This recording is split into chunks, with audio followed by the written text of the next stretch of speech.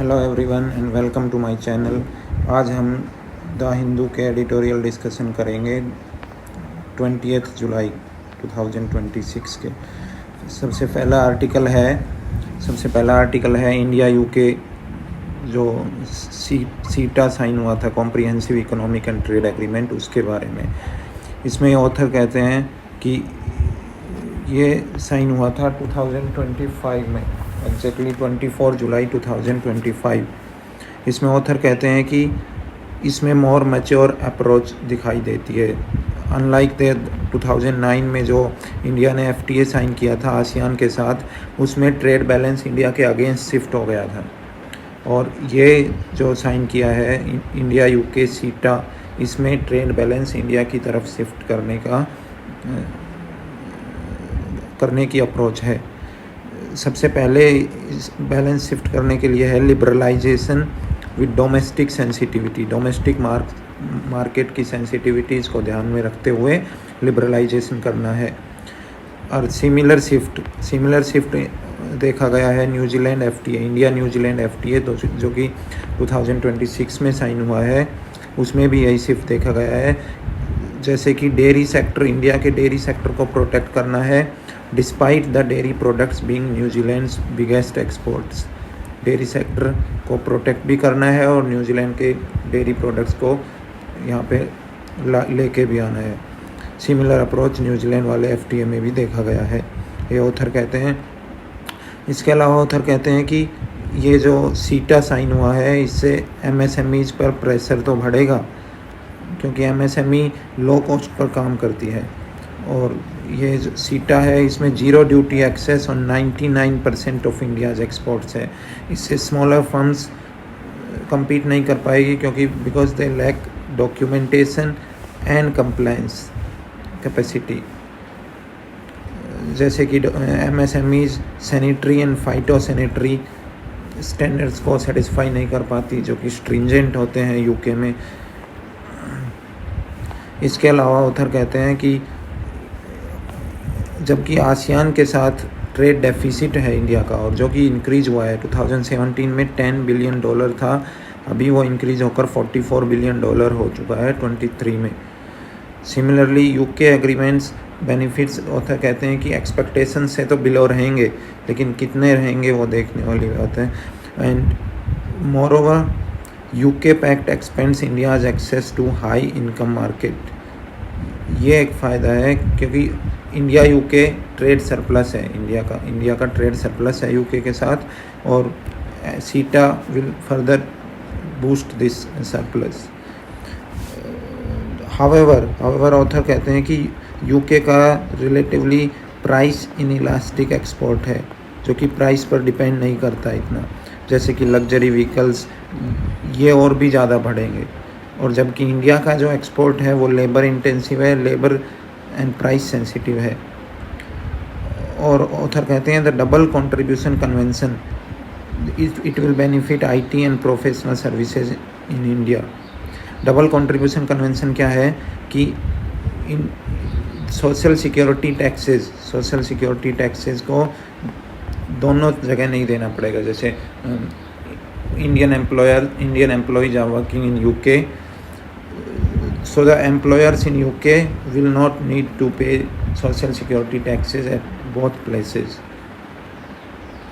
इसके बाद ऑथर कहते हैं कि ultimately CETA's success will lie in turning the market access into market share. Second article हम देखते हैं, वो है JNG के लेबर फोर्स पार्टिसिपेशन से रिलेटेड है। इसमें कुछ डेटा है, हम वो देख लेंगे। जैसे कि JNG की डेफिनेशन है 15 to 26 age group, that is those individuals which were born between 1997 and 2012, और मिलेनियल्स है 27 to 42। According to PLFS survey, periodic labour force survey, India has an estimated approximately 30 crore working age Gen Z individuals compared with 35 crore millennials working. इसके अलावा author कहते हैं कि most of the Gen Z individuals are engaged in education, they are not employed. For example, 41% of Gen Z males and 38% of Gen Z females are currently studying. This led to the delayed entry into the labor market. इसके अलावा author कहते हैं कि Gen Z females में 27% are engaged in domestic work, domestic duties only, compared to only 0.32% of males. और इसके अलावा जो Gen Z फीमेल्स हैं उन पर चाइल्ड केयर का बर्डन है, सेफ्टी बर्डन है, and they are outside the paid economy. इसके अलावा जो लेबर फोर्स पार्टिसिपेशन रेट है एमंग Gen Z, उसमें 41% are in labour force against the 75% of millennials which are in labour force. और Gen Z में भी rural participation is more. Rural participation is 44% and the urban participation is 37% only. इसके अलावा author कहते हैं कि Gen Z mails जो कि ग्रेजुएट लेवल या उससे अबव के एजुकेशन लिए हुए हैं, उनमें अनएम्प्लॉयमेंट 29% है. And among Gen Z females it is even higher at 36.9%. बस इसके अलावा इस आर्टिकल में कुछ नहीं है. ये डेटा है जो कि काम आ सकता है, जैसे कि periodic labour force participation rate का डेटा है, पीरियोडिक लेबर फोर्स सर्वे का डेटा है. ये डेटा काम आ सकते हैं. इसके अलावा थर्ड आर्टिकल है India's first private sector rocket के बारे में, जो कि विक्रम-1 है. विक्रम-1 rocket is built by Skyroot Aerospace. It was launched from Sriharikota. It is India's first private orbital flight. विक्रम-1 है वो 4 स्टेज लॉन्चर है.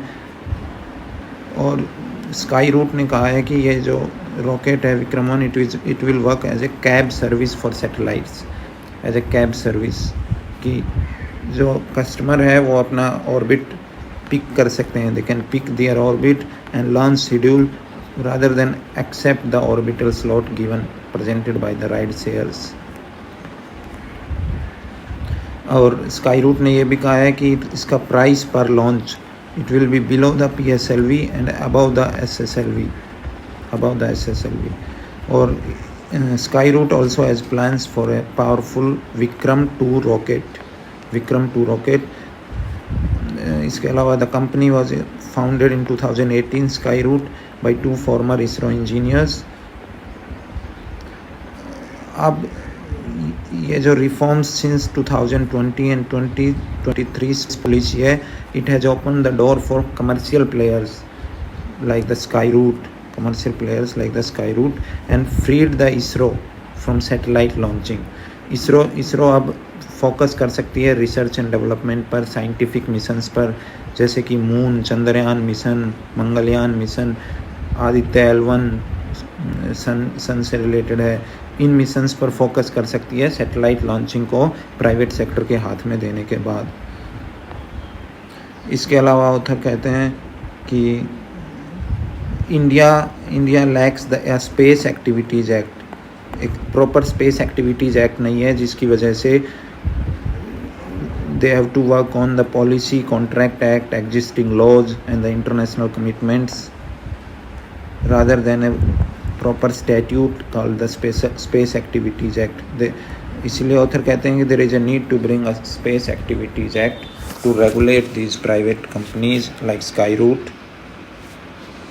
इसके अलावा नेक्स्ट आर्टिकल है इंडिया ऑस्ट्रेलिया रिलेशनशिप के बारे में. इंडिया ऑस्ट्रेलिया रिलेशनशिप के बारे में. It is written by Australia's high commissioner to India.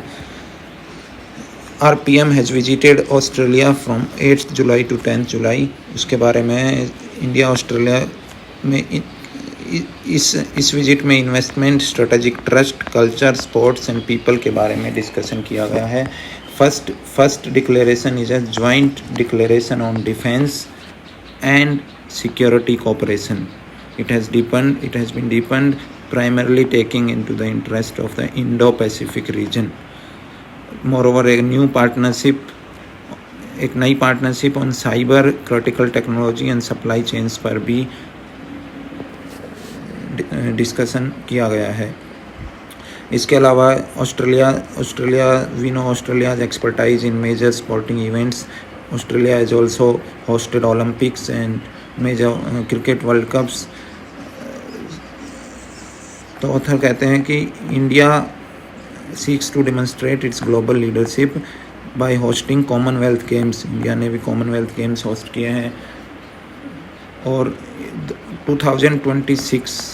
2036 Olympics के लिए बिडिंग भी करने वाला है और आगे पैरालंपिक गेम्स के लिए भी बिडिंग करने वाला है इंडिया।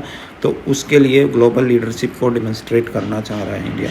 मोरोवर एनर्जी सिक्योरिटी पर भी एग्रीमेंट किया गया है, जैसे कि Australian uranium exports to India for peaceful purposes and maritime security collaboration road map, ये भी डिस्कशन किया गया है।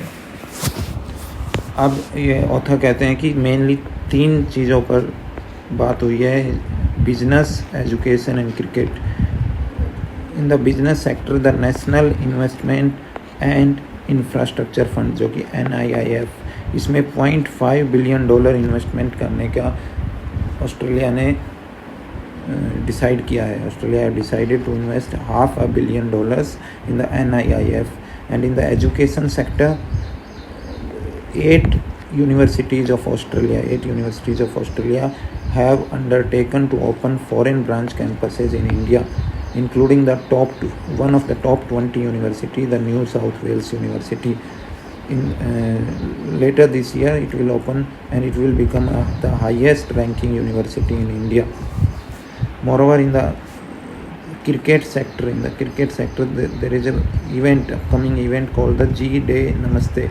It blends the Australian culture and the Indian culture, and it will coincide with the Australian Big Bash League playing its first cricket game on foreign soil in दिसंबर में पहली बार big bash league का चेन्नई में match होने वाला है और इसी दिन it will coincide with the G-Day नमस्ते इवेंट। बस यही है इस आर्टिकल में, mainly business, education and cricket के बारे में डिस्कशन हुआ है और joint declaration on defence, security cooperation, cyber critical technology, supply chains, global leadership in hosting events like Olympic, Paralympic Games, energy security, uranium exports and maritime security collaboration roadmap। बस आज के लिए ये 4 एडिटोरियल थे। Thank you so much for watching this video. Thank you.